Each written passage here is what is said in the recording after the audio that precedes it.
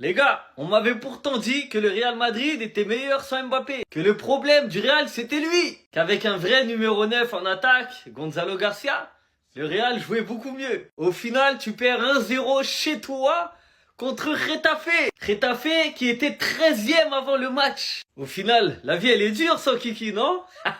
Toute l'année on lui reproche des choses, mais sans lui, ça fait pas mieux. Le Barça qui garde 4 points d'avance. Si on prend la différence de but, c'est presque 5 points d'avance parce que les gars, oui, ça sert beaucoup la différence de but. Du coup, Mbappé et moi, on attend des explications. Faut nous dire. J'attends les analyses de tout le monde. Oui, Mbappé fait pas d'appel. Oui, Mbappé fait pas de pressing. Ok. Et les autres, ils font quoi?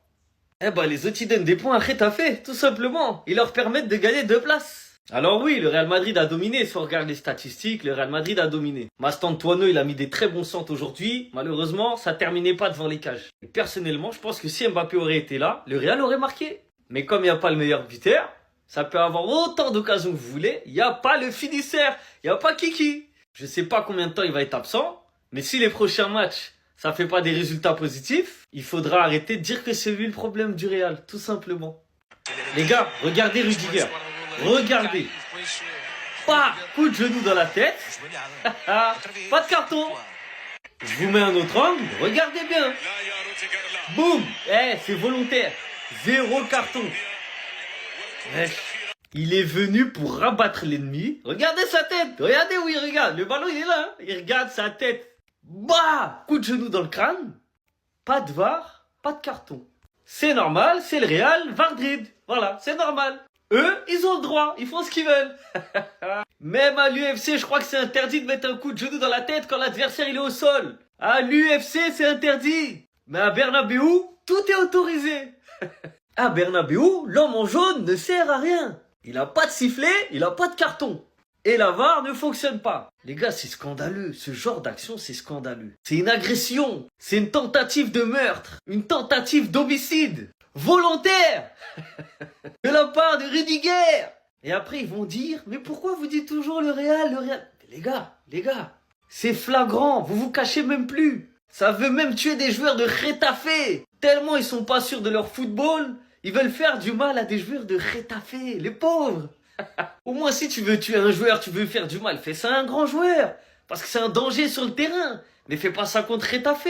J'espère vraiment qu'ils vont analyser cette action-là après match et qu'ils vont le suspendre. Parce que là, me dites pas que c'est normal, le coup de genou. Et me dites pas qu'il joue le ballon. Hein. Le ballon est là. Ça n'a rien à voir. C'est totalement volontaire. En fait, Rudiger, il affronte Retafe et il a dit vous êtes fous, mais vous n'êtes pas plus fous que moi. Rudiger, il a clairement dit ça. Vous êtes fous, hein. Vous faites des fautes. Plus de 10 fautes en une mi-temps. Retafe, équipe dégueulasse, la pire équipe de l'histoire du football. Et ça faisait longtemps que j'avais pas vu Retafe aussi dégueulasse. J'ai limite mal quand je les vois jouer, alors que c'est contre Madrid qu'ils font ce bordel-là. Mais Rudiger, il a fait passer un message. Vous êtes fous peut-être, mais pas plus que moi. Bien évidemment que c'est rouge direct. Qu'est-ce que Rudiger il a fait? Comme on est à l'UFC, je sais pas. C'est une dinguerie. Et pour ceux qui vont dire que c'est pas volontaire, arrêtez.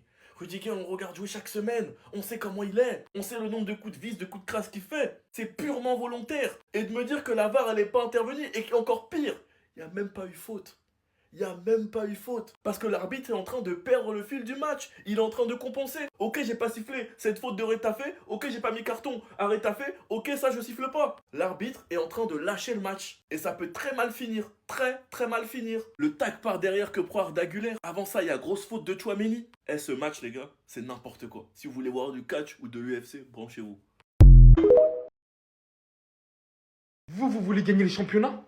La honte. Les mots ne suffisent même plus pour décrire à quel point cette saison est encore à oublier. Parce que oui, même ça c'est fait. Après avoir perdu 2-1 contre Osasuna à l'extérieur, perdre 1-0 contre Retafe à domicile. Pendant que nos supporters essayent de polémiquer sur le fait qu'on est meilleur sans Mbappé, sans le meilleur buteur de ce club. Aujourd'hui on a très bien vu. Quelle belle animation offensive. Des tirs au hasard par-ci par-là. Aucune cohésion collective des joueurs qui veulent pas lâcher le ballon. Un milieu de terrain portant sur aucune prise d'initiative. Ah, ça se trouve, on aurait même mangé 2-0, hein, sachant qu'il y avait 1000 fois carton rouge sur une action qui a été oubliée de la part de Rudiger qui vient littéralement mettre un coup de genou aux joueurs de Getafe. Il n'y a pas plus longtemps, en fait, cette saison. Des supporters, des dirigeants ont pensé que tout allait aller mieux avec Arbeloa. Au lieu de ne pas faire confiance à Xabi Alonso, qui voulait installer des vraies règles pour des joueurs capricieux. Et voilà qu'on se retrouve sans rien en fait. On n'a rien, rien. Aucun fond de jeu, rien du tout. Merci pour rien. Merci pour rien. Et bravo Barça pour le championnat. Parce que j'y crois plus. C'est fini.